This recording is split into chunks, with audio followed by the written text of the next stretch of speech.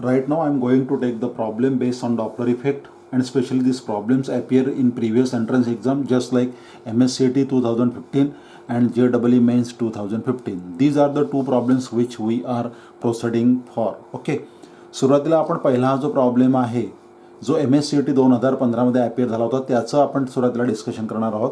Let me read that problem. Pitch of the whistle of an engine appears to drop 5/6 of original frequency when it passes a stationary observer. If speed of sound is 350 meter per second, then speed of engine is.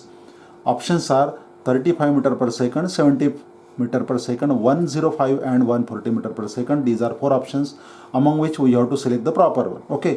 आता निश्चितच हा sound wave संदर्भात आहे कारण त्याने peach of the whistle म्हटलं आहे म्हणून, आणि इंजिनचा इथे संबंध येतो आहे. तुम्ही हे प्रॉब्लेम सॉल्व्ह करताना तुमच्या डोळ्यासमोर डॉप्लर इफेक्टचा जो कॉन्सेप्ट आहे, थेअरी आहे, ते मी एक्सप्लेन करून सांगतो. की आपल्याला माहिती आहे की एखादी जर का रेल्वे ट्रॅक अशी असेल आणि ह्या रेल्वे ट्रॅकवरून जर एखादं रेल्वे इंजिन तुमच्याकडे येत असेल, let me draw the structure of that engine, हे रेल्वे इंजिन, आणि त्याच वेळेस ती व्हिसल ब्लो करते आहे, म्हणजे येथून साऊंड वेव्ह निर्माण होत आहे आणि तुम्ही या ठिकाणी उभे आहात, रेल्वे ट्रॅकच्या जवळ उभे आहात. ते रेल्वे ट्रॅकवरून ते इंजिन पुढे निघून जाणार आहे, तुम्हाला क्रॉस करून निघून जाणार आहे, म्हणजे ही त्या रेल्वे इंजिनची नंतरची पोझिशन असेल ऑफकोर्स. ओके, आता नेमकं काय आहे की येथे काय म्हटलं आहे त्या संदर्भात आपण विचारू. येथे सुद्धा ती व्हिसल ब्लो करणार आहेच. ओके, तुम्ही स्वतः उभे आहात, तुम्ही ऑब्झर्वर आहात, हा साऊंड तुम्ही ऐकत आहात. आपल्याला डॉप्लर इफेक्ट संदर्भात माहिती आहे की जेव्हा ही साऊंड वेव्ह इमिट होते तर याची ओरिजिनल फ्रिक्वेन्सी एन असते, मात्र ह्या ऑब्झर्वरला वेगळीच ॲपरंट फ्रिक्वेन्सी ऑब्झर्व करायला भेटते, ती म्हणजे N dash. Either the whistle or that engine or the sound is coming to a seat, त्याच्याकडे जर येत असेल तर, आणि जर का तो साऊंड त्याच्यापासून दूर जात असेल तरीसुद्धा त्याला नवीनच फ्रिक्वेन्सी ऐकायला भेटते, ती म्हणजे एन डॅश, आणि याला आपण ॲपरंट फ्रिक्वेन्सी असं म्हणतो.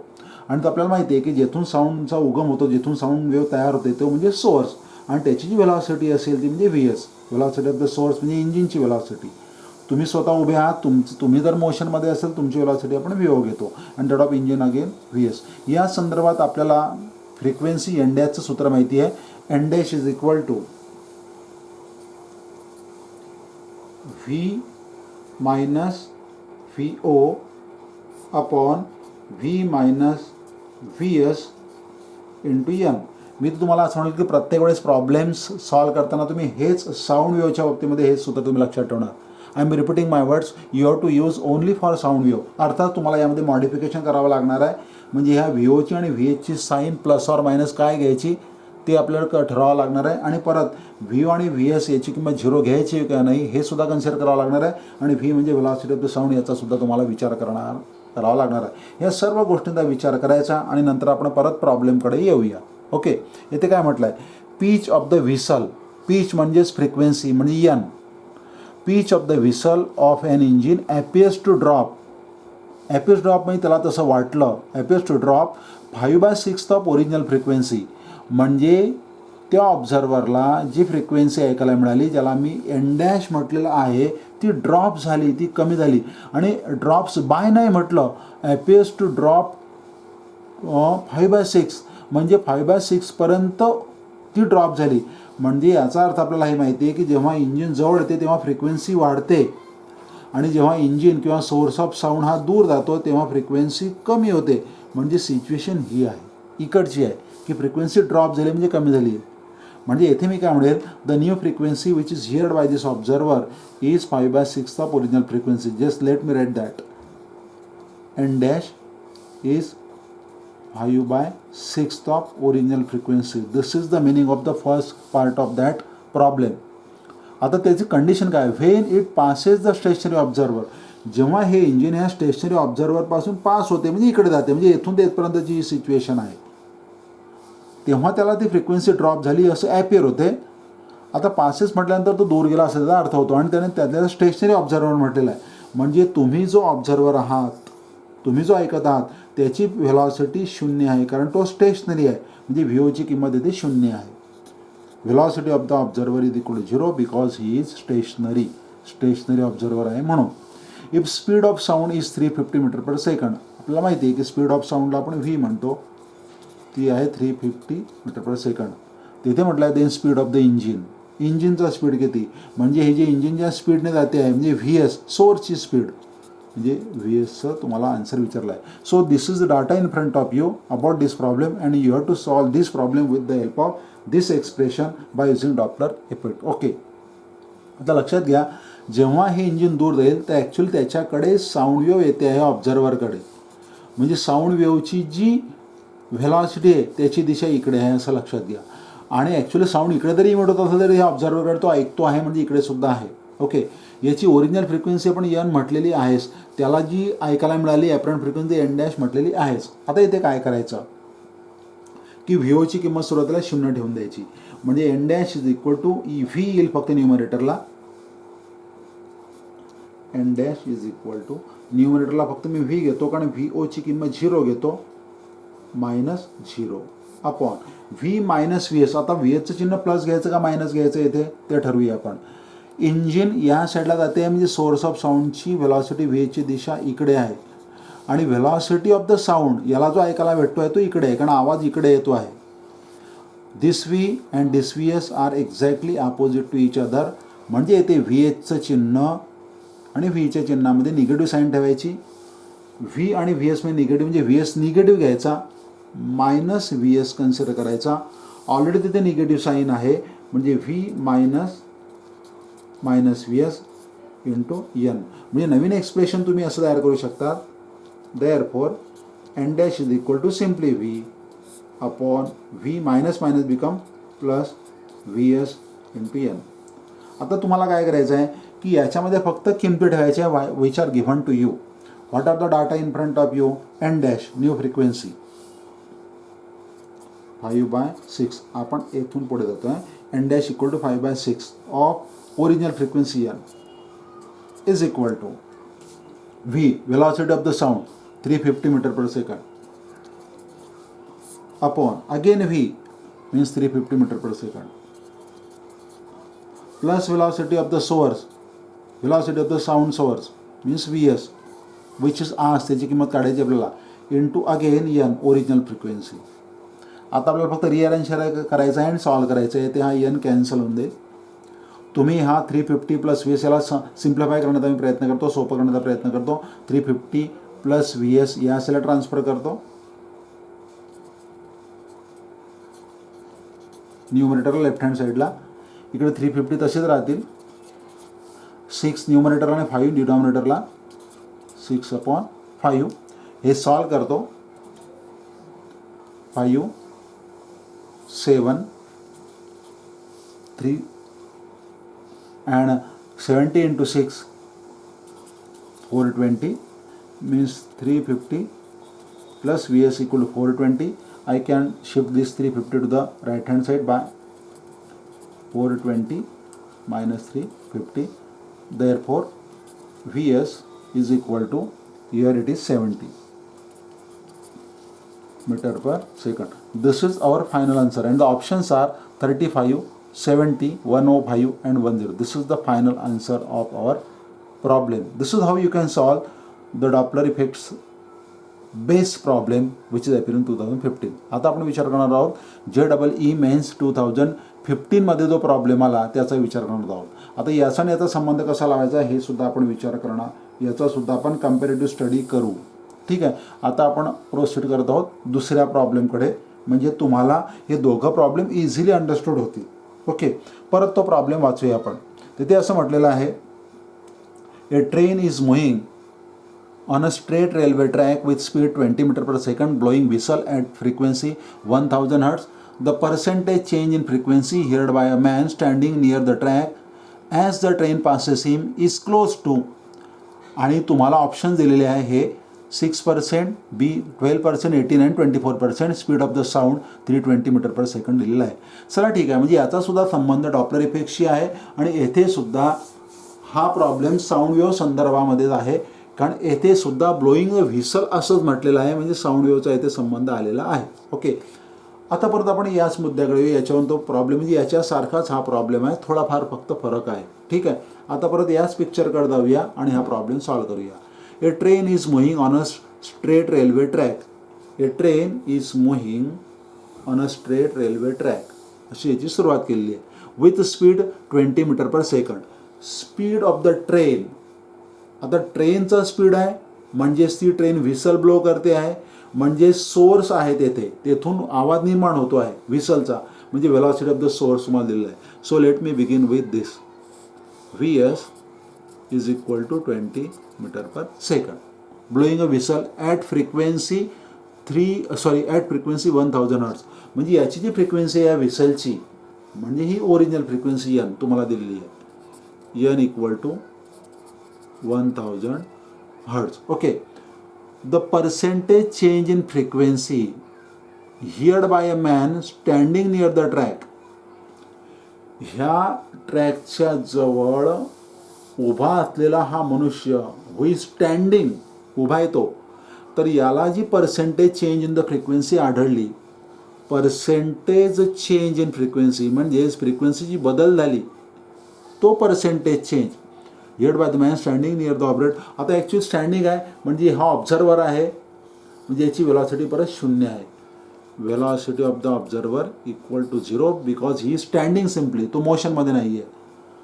The train as the train passes him, जेव्हा ही ट्रेन याला क्रॉस करते, पास करते, तेव्हा याला पर्सेंटेज चेंज इन फ्रिक्वेन्सी किती आढळतो. म्हणजे थोडक्यात काय की जेव्हा ही ट्रेन याच्याकडे जवळ येते तेव्हा त्याची नवीन फ्रिक्वेन्सी एन डॅश तो ऑब्झर्व करतो. निश्चितच ती वाढलेली असेल according to Doppler effect, N dash is greater. आणि जेव्हा ही ट्रेन येथून मग नंतर पुढे पास करते, क्रॉस करते आणि इकडे येते, परत त्याला ती नवीन फ्रिक्वेन्सी भेटते, ती एन डॅश ती कमी झालेली असेल कारण ते डिक्रीज होते according to Doppler effect.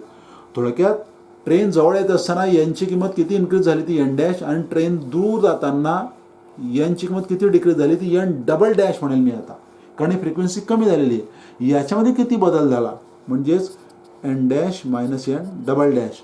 This is the change in frequency, and specially what you want to find percentage change in the frequency.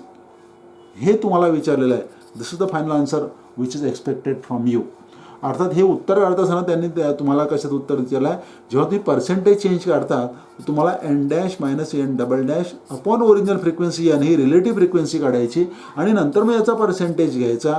This is the final answer which is expecting from you from in this problem. Okay, चला ठीक आहे. Data is in front of you and you can solve the problem with the help of same expression. याच्यापासून मी सुरुवात करणार आहे आणि परत हा प्रॉब्लेम सॉल्व करेल. फक्त वरचा जो प्रिव्हियस प्रॉब्लेम घेतला आणि या प्रॉब्लेममध्ये एवढाच फरक आहे की येथे ती फ्रिक्वेन्सी ड्रॉप होते, म्हणजे आपण येथून ते येथपर्यंतची सिच्युएशन घेतलेली आहे. येथे ही ट्रेन क्रॉस करते दुसऱ्या प्रॉब्लेममध्ये, म्हणजे ती जवळसुद्धा येते आणि दूरसुद्धा जाते, तेव्हा त्याची फ्रिक्वेन्सी सुरुवातीला वाढली एन डॅश आणि दूर गेल्यानंतर ती कमी झाली एन डबल डॅश. तर याच्यामधला चेंज विचारला आहे, हा या दोन प्रॉब्लेममधला फरक आहे. ओके, चला ठीक आहे. मी येथून परत मी सुरुवात करतो. N dash is equal to V minus V O upon V minus V S into N. आता दोघं केसमध्ये सिच्युएशन काय आहे तर मॅन इज स्टँडिंग म्हणजे व्ही ओची किंमत 0 घेणार आहात. Okay, therefore n dash is equal to v minus 0 because the man is standing upon v minus vs. आता येथे v minus vs घ्यायचं का प्लस घ्यायचं, तर सुरुवातीची सिच्युएशन काय आहे तर येथे vh ची दिशा इकडे आहे, त्या मॅनकडे येते, ट्रेन त्याच्याकडे येते आणि व्हेलॉसिटी ऑफ द साऊंड येथून इमिट होत आहे, जी व्हिसल येथे आहे ती सीटी येते, तर व्हेलॉसिटी ऑफ द साऊंड सुद्धा त्याच दिशेला आहे. दोघांची वेलॉसिटी व्ही आणि व्ही एचची दिशा सारखीच आहे, तेव्हा व्ही एसचं चिन्ह बदलायचं नाही, ते तसंच राहू द्यायचं. दोघांची वेलॉसिटी दिशा सारखी असेल तर V minus V S into original frequency N simply. हे तुम्हाला पहिलं एक्सप्रेशन मिळालं. यावर तुम्ही N dash is equal to असे लिहू शकतात, N dash is equal to V upon V minus V S into N. This will be first expression. यामध्ये तुम्हाला दिलेल्या डाटाच्या किमती टाकायच्या, म्हणजे तुम्हाला असं मिळेल मग therefore n dash is equal to v, velocity of the sound is given to you 320 meter per second, which is I must have to read here, write here 320 upon v, 320 minus vs, velocity of the source is 20 into n as it is. मी यांची किंमत ठेवणार आहे नंतर 1000. Okay, this will be my first expression. हे पहिलं expression मिळेल जेव्हा ती ट्रेन जवळ येईल येतपर्यंत. आता ट्रेन पुढे क्रॉस करते, परत या सूत्राचा मी उपयोग करेल आणि एक दुसरी सिच्युएशन मी निर्माण करतो. ओके, आता मी म्हणेल एन डबल डॅश.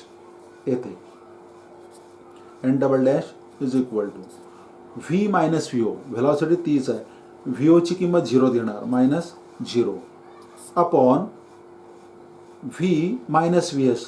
आता येथे काय आहे तर ट्रेन या साईडला जाते आहे म्हणजे व्ही एचची दिशा इकडे आहे आणि आवाज याच्याकडे येतो, ह्या मॅनकडे येतो आहे म्हणजे व्हीची दिशा अपोजिट आहे.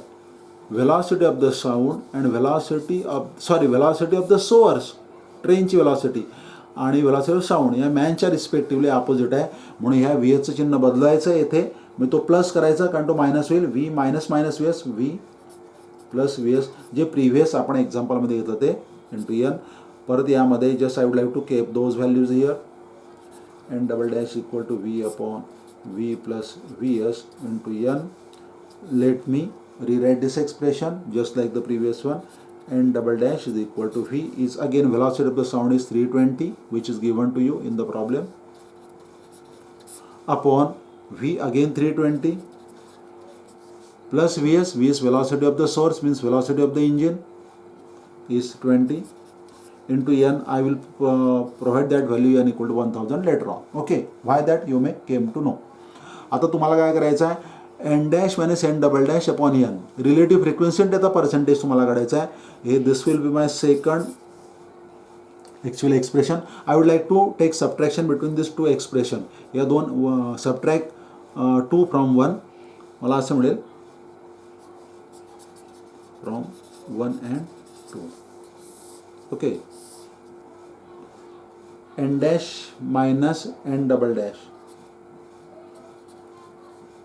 is equal to, of course, these values. What is that? 320 upon 320 minus 20, it is 300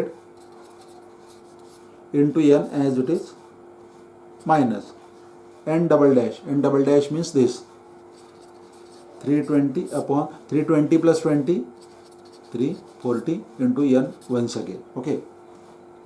Here this 0 get cancelled, this 0 also get cancelled. You can take this n as a common term. It comes out to be 32, even 32 as well. 32 as well. 1 upon 30 minus 1 upon 34.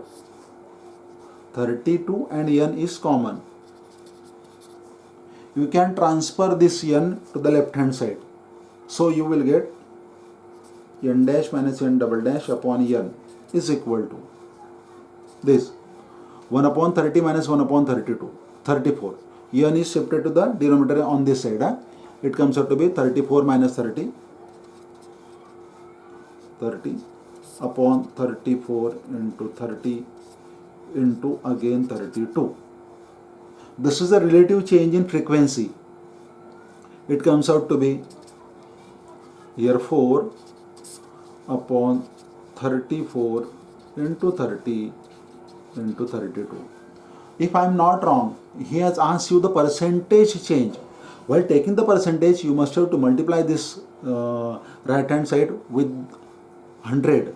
So the percentage change is equal to, again I would like to write the same thing, 4 upon 34 into 30 into 32 into 100. And if you are going to solve these problems approximately, it comes out to be equal to 12%. याचं उत्तर approximately 12% च्या जवळ येते. आणि ते जर तुम्हाला काढायचं असेल तर तुम्ही असं काढू शकता. येथे 30 म्हटलेलं means 1 of the 0 get cancel. Okay, इथे 32 म्हटलं, येथे तुम्ही येथे 16 म्हणू शकतात आणि येथे हा 17, 16 दुणे 32, 17 दुणे 34, येथे हा 4 आहे आणि हा ॲक्च्युअली 3 आहे. याचं ॲप्रॉक्सिमेट आन्सर 1.33 असं येईल. हा 16 आणि परत हा 10 म्हणजे 160 होईल आणि हा 1.33 याचं ॲप्रॉक्सिमेट आन्सर परत तुम्ही काढण्याचा प्रयत्न केला तर ते ऑलमोस्ट नियर अबाउट 12% जवळपास येते. तुम्ही पाहू शकता 17 आणि हा 16 ऑलमोस्ट सेम आहे म्हणजे 0.9च्या जवळपास म्हणजे 1च्या जवळपास येईल तो. हा 0.9 आणि हा 10 म्हणजे जवळजवळ याचं आन्सर म्हणजे हा 1 झाला आणि हा 10 आणि हा 13.3 म्हणजे 13च्या जवळपास याचा आन्सर येते म्हणजे 12%. This is how you can find the final answer with the help of this expression which is based on the Doppler effect for sound. आणि तुम्हाला अप्रॉक्सिमेट आन्सर विचारला आहे, क्लोज टू विचारलेला आहे, तुम्हाला फायनल आन्सर विचारला नाही आहे. 13% mean near about 12%. So this is how I am trying to manage to solve these problems which is appear in the previous exam. आपण नंतरचे जे काही प्रॉब्लेम होणार आहोत किंवा तो कॉन्सेप्ट होणार आहोत तो Doppler effect in case of लाईटचे घेणार आहोत. For the timing I would like to stop here.